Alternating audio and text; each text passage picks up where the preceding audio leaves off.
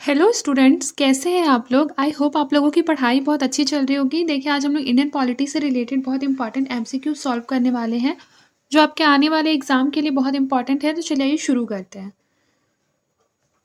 देखिए, पहला क्वेश्चन क्या है कि समाजवाद राज्य को, तो बताइए इसका करेक्ट आंसर क्या हो जाएगा।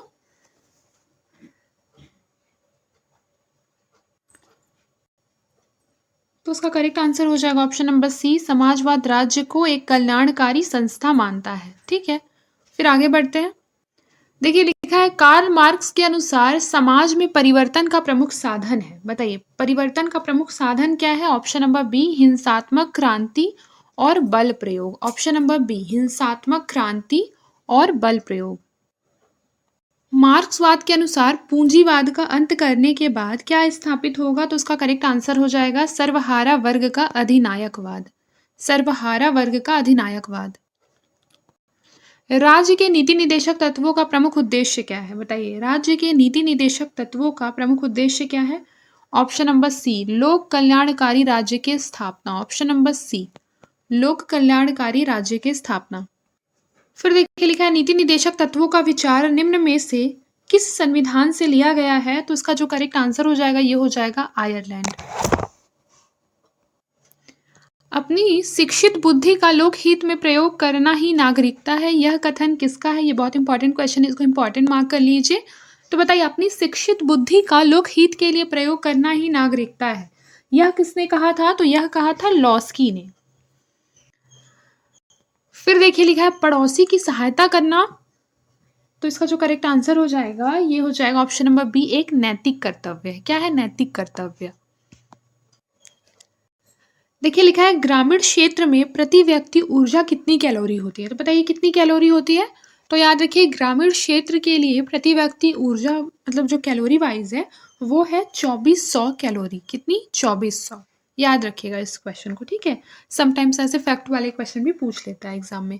देखिए, मौलिक अधिकारों का रक्षक अधिकार कौन सा है। तो बताइए मौलिक अधिकारों का जो रक्षक अधिकार है वो कौन सा है। तो संवैधानिक उपचारों का अधिकार, जो कि किसमें है, आर्टिकल नंबर 32 में आता है।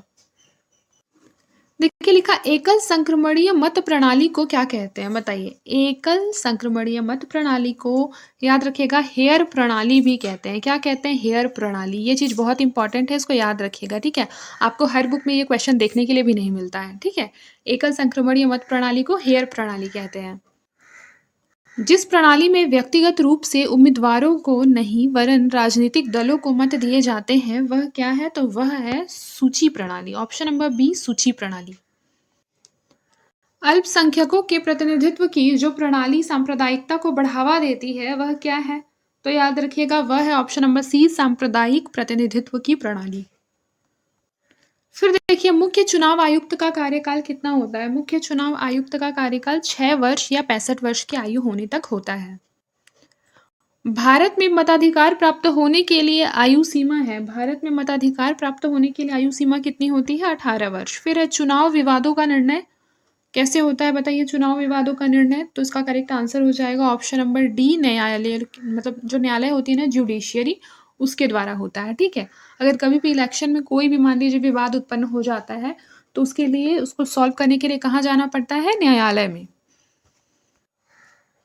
चुनाव आयोग के सदस्यों की नियुक्ति कौन करता है। बताइए।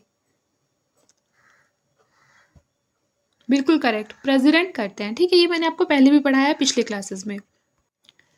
फिर देखिए, लिखा है जब देश में निश्चित आयु प्राप्त व्यक्तियों को बिना किसी भेदभाव के मताधिकार प्राप्त होता है तो उस प्रणाली को क्या कहा जाता है। उस प्रणाली को कहा जाता है ऑप्शन नंबर बी, वयस्क मताधिकार प्रणाली।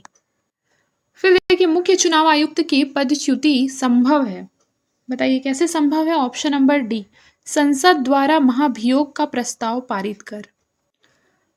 फिर देखिए, लिखा है राजनीतिक दलों एवं दबाव समूहों में एक मुख्य समानता देखी जा सकती है, वह क्या है।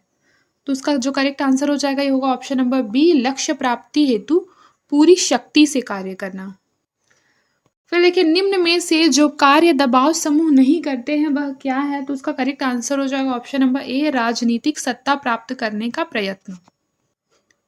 राजनीतिक दल एवं दबाव समूह में जो मुख्य अंतर है वह क्या है बताइए। तो इसका जो करेक्ट आंसर हो जाएगा ये हो जाएगा दल की रुचि सत्ता प्राप्ति में होती है, दबाव समूह में नहीं। फिर देखिए लिखा है निम्नलिखित में से जो प्रबुद्ध जनमत के लिए आवश्यक नहीं है वह क्या है। तो याद रखिएगा वह है संकीर्णता में वृद्धि। ऑप्शन नंबर सी, संकीर्णता में वृद्धि। आदर्श लोकमत के निर्माण में प्रमुख बाधा कौन सी है। तो आदर्श लोकमत के निर्माण में प्रमुख बाधा कौन सी है बताइए। ऑप्शन नंबर डी, निरक्षरता और निर्धनता। Option number D.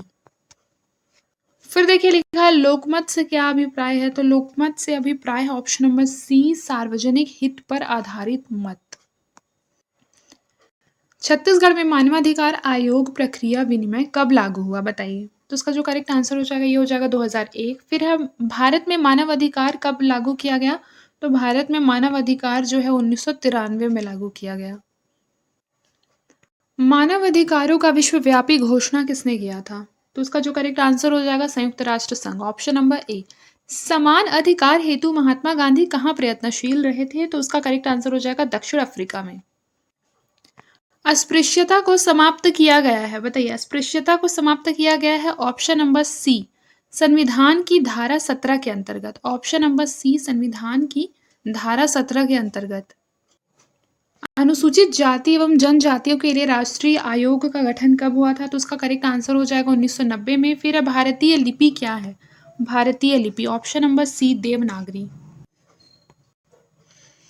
छत्तीसगढ़ के वर्तमान राज्यपाल कौन है। छत्तीसगढ़ के वर्तमान राज्यपाल कौन है। Option number A, Balram Das ji Tandon. ये पहले का है, लेकिन वर्तमान में कौन है बताइए।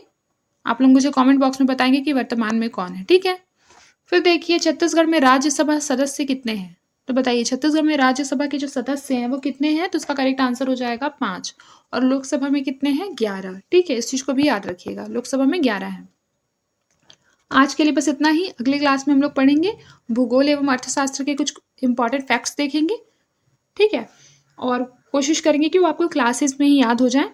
वैसे मैं पूरी कोशिश करती हूँ कि जो मैं पढ़ा रही हूँ वो आपको क्लासेस में अच्छी तरह से याद हो जाए। अगर आप वीडियो को काफ़ी ज़्यादा फोकस से देखेंगे तो आपको याद भी हो जाएगा, ठीक है। तो आज के लिए बस इतना ही रहने देते हैं। मिलते हैं नेक्स्ट क्लास में। तब तक के लिए अपना ख्याल रखें और मन लगाकर पढ़ाई करते रहें।